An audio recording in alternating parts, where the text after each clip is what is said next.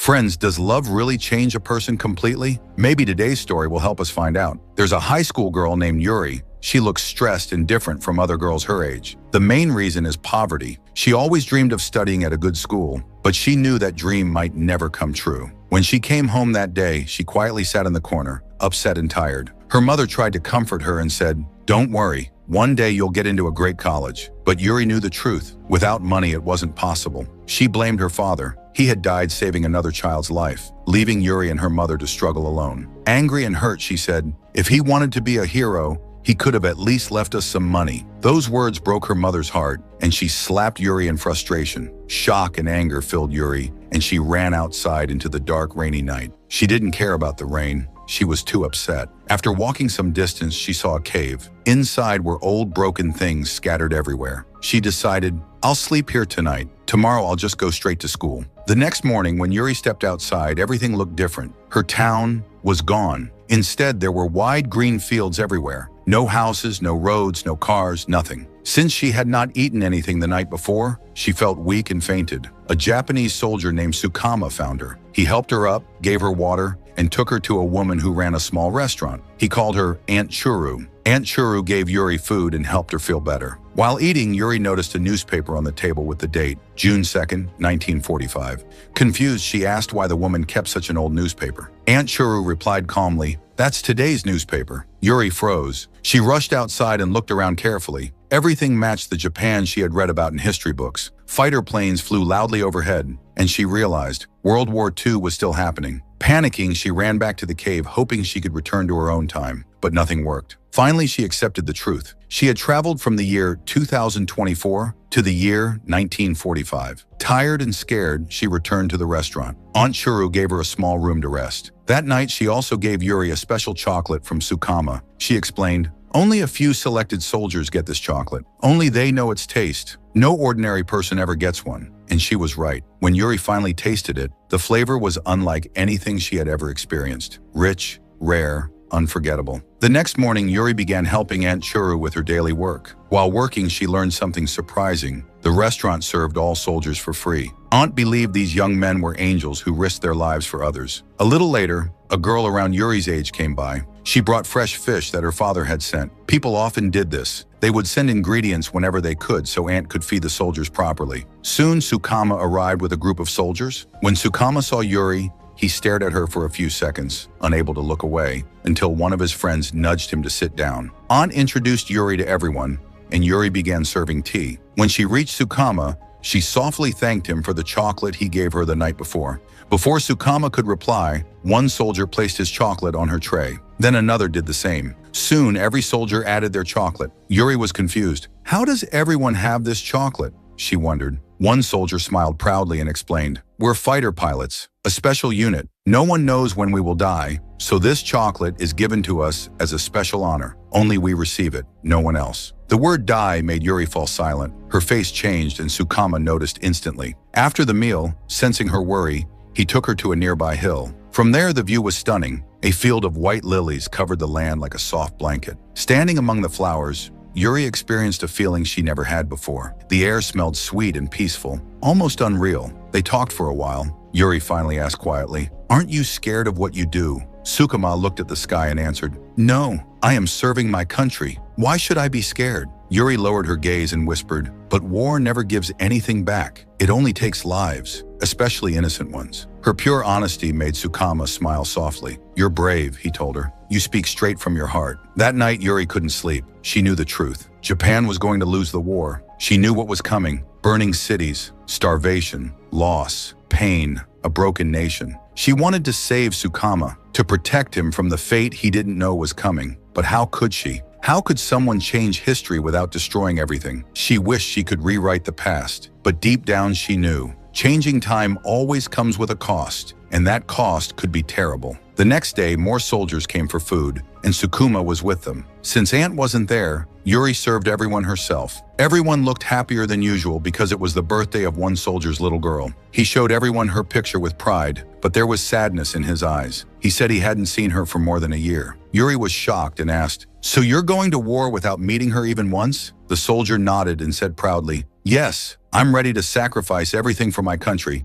Even if I die. Yuri couldn't stay quiet. She spoke angrily. Are you all crazy? The people giving you orders, have you ever asked them to fight with you? They stay safe in their homes while sending you to die. A soldier named Katarol stood up angrily. He felt insulted and was ready to fight. But before things got worse, Sukuma calmly stepped in and said, "We are not here because of orders. We chose this path. Serving our country is not stupid. It's an honor." Yuri shook her head and replied softly, "But war never gives anyone anything. It only destroys lives." Before Katarol reacted again, Ant entered with food. Everyone sat quietly and the argument ended there. After the soldiers left, Ant took Yuri to a graveyard where her daughter and son-in-law were buried. They had died in an enemy attack. Ant cried silently at their graves and whispered, "But they died with honor. They gave their lives for this country." On the way back, Yuri saw a little girl sitting outside a house. Her clothes were torn, her face weak, and it was clear she hadn't eaten in days. When Yuri asked someone about her, she learned her father was a soldier who died in the war. Her mother was killed in an airstrike. Hearing this, Yuri's heart broke. She hugged the little girl and whispered,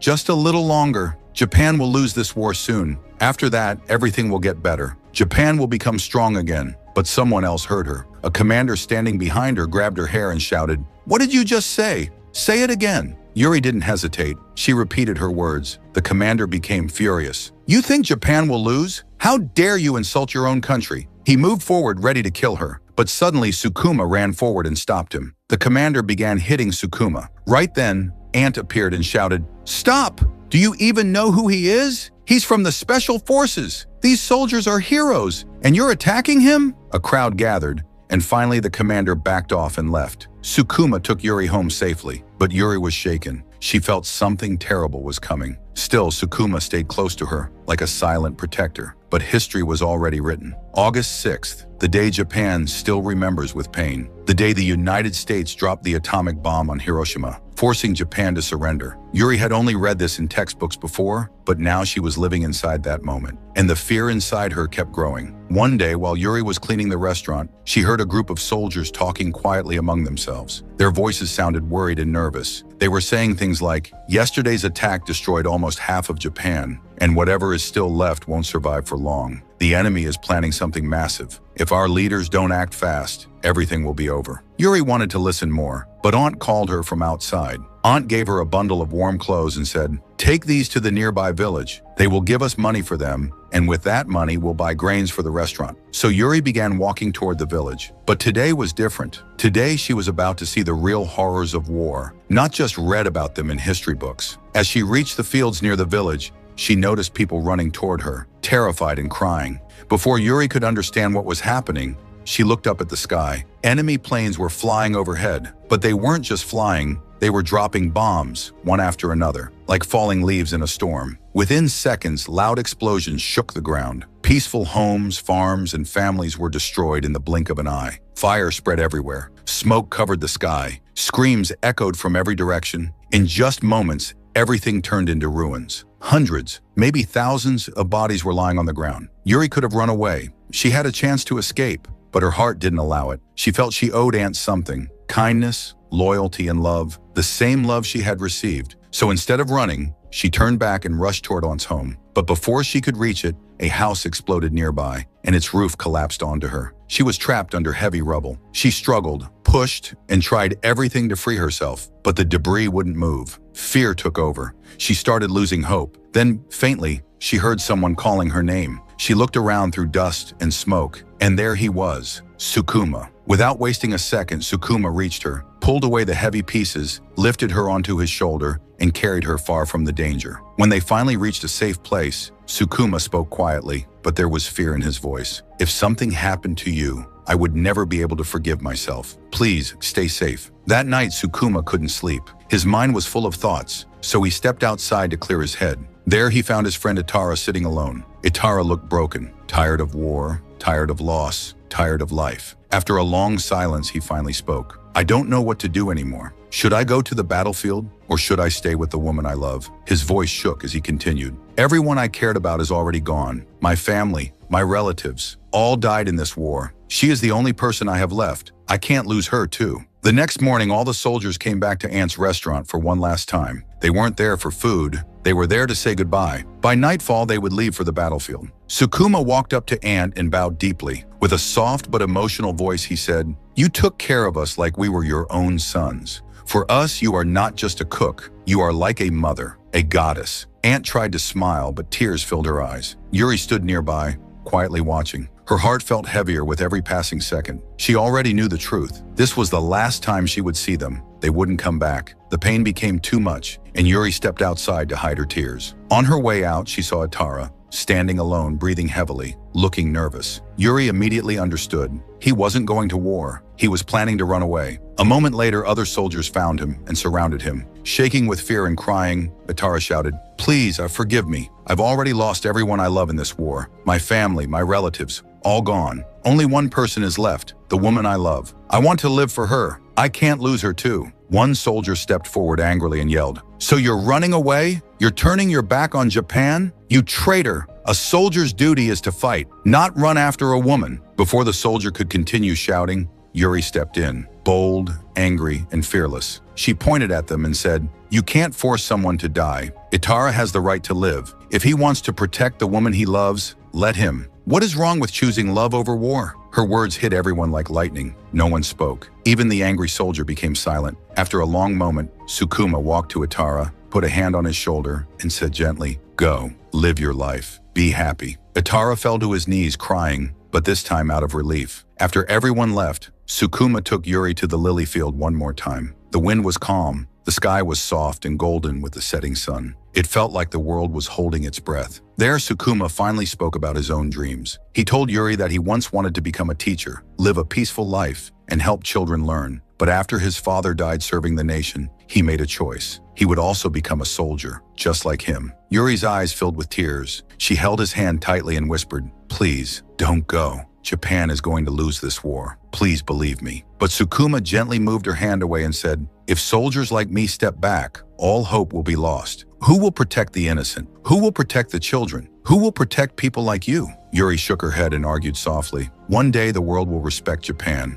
This country will rise again, even if it loses this war." But Sukuma had already made up his mind. With a heavy voice, he said, "I cannot step back now." That night, before leaving for war, the soldiers gathered together for one last drink. They lifted their cups and shouted, "For Japan! For honor! For victory!" Yuri stood in a corner, watching with a broken heart. She knew their future. She knew what was coming. She couldn't stop her tears. She ran toward Sukuma and begged, "Please, don't go. There is still time. Please stay." But Sukuma didn't turn around. He didn't speak. He just kept walking toward his mission, toward his destiny, toward death. The next morning, all the villagers walked together to the base camp to wish the soldiers good luck before they left. But Yuri didn't go. She had already said her goodbye in her heart. Instead, she stayed behind and helped clean the place where the soldiers had been. While cleaning, her hand brushed against something, a folded piece of paper. She picked it up and realized it was a letter. On the front, in handwriting she recognized, was written, "Sukuma." Without hesitating, she grabbed her bicycle and started riding as fast as she could.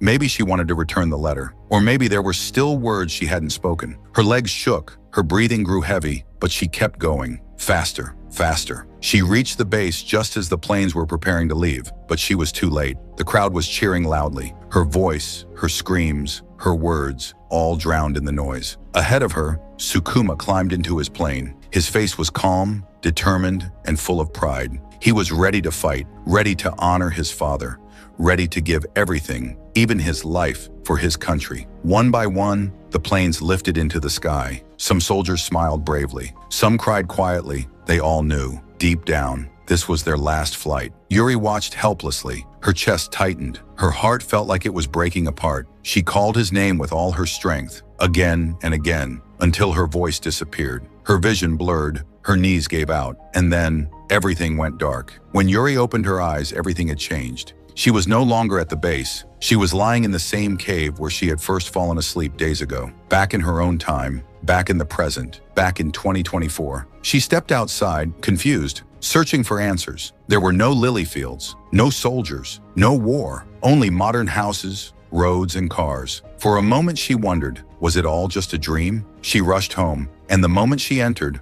her mother pulled her into a tight hug, crying. She told Yuri she had almost lost hope of ever seeing her again. Yuri hugged her back and apologized, truly understanding the value of family for the first time. Her mother smiled gently and said, "Live the life you want, Yuri. No one will stop you anymore." From that day forward, Yuri changed. She became calmer, wiser, more grateful. Her classmates noticed. Her teachers noticed. Even she noticed the difference inside herself. One day in school, the teacher announced that their class would be visiting a war museum. The next morning, they arrived at the museum filled with old fighter planes, uniforms, and photographs of soldiers who had once fought for their country. Yuri walked silently through the halls until she froze. There on the wall was a photograph she knew very well. Sukuma. Her heart skipped a beat. Next to his picture was his story and a letter he had once written to the girl he loved. With shaking hands, Yuri leaned closer and read the letter. "Dear Yuri, I'm standing in the lily field again, where even the flowers cannot match your presence. I always wanted to tell you something. You are special to me, but I never said it because I knew if I did,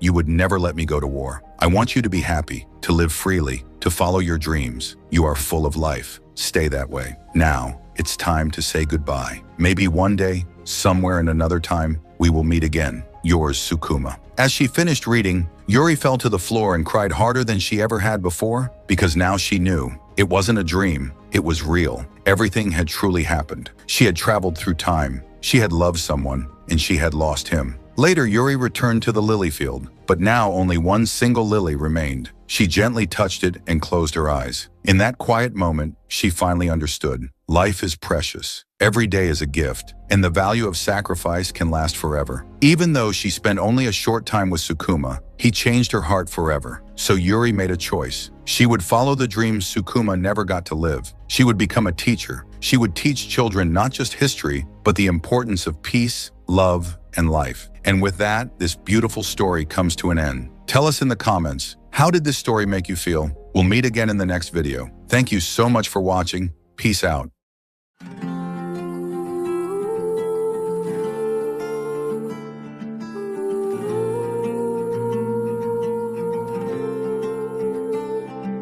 अब आओ ना फिर से मिल जाओ ना फिर से जलाओ ना मुझे मिटाओ ना यूं दिल से अब आओ ना फिर से मिल जाओ ना फिर से जलाओ ना मुझे मिटाओ ना यूं दिल से कोई प्यार ना दे यूं जैसे मुझको चाहती है तू ज़माने के जैसी न बन मेरे यार जैसी है तू ज़माना जलाता मुझे लगाती गले फिर से तू मैं गिर के उठा हूँ अभी हर चीज सिखाती है तू मैं लिख आया कहानी अपनी जो बीती जिंदगानी अपनी जो खोया मैंने है वो खोया मैं रात जाग के हूँ रोया मैं लिख आया कहानी अपनी जो बीती जिंदगानी अपनी जो खोया मैंने है वो खोया मैं रात जाग के हूँ रोया रोया रोया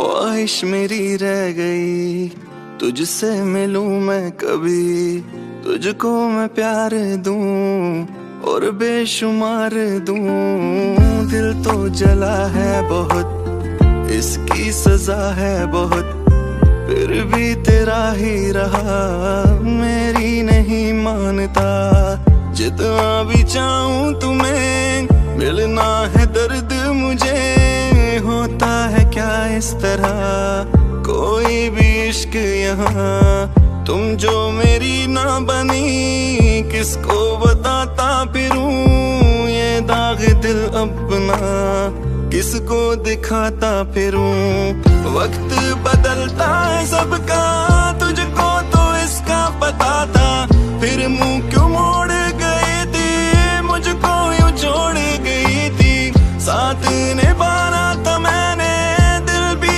जलाना था मैंने फिर क्यों मेरी ना बनी थी और ये सजा बन गई थी जिसको मैं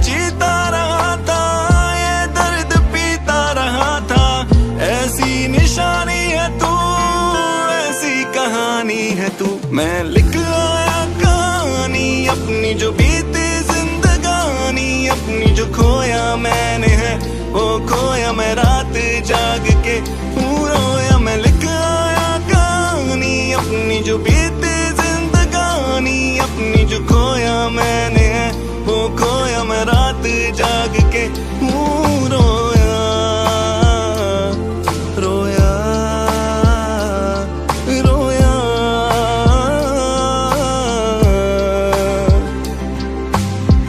अब इसके पार है तेरा मेरा ठिकाना, अब इसके पार है तेरा मेरा ठिकाना, अब इसके पार है फिर तुझसे दिल लगाना, अब इसके पार है।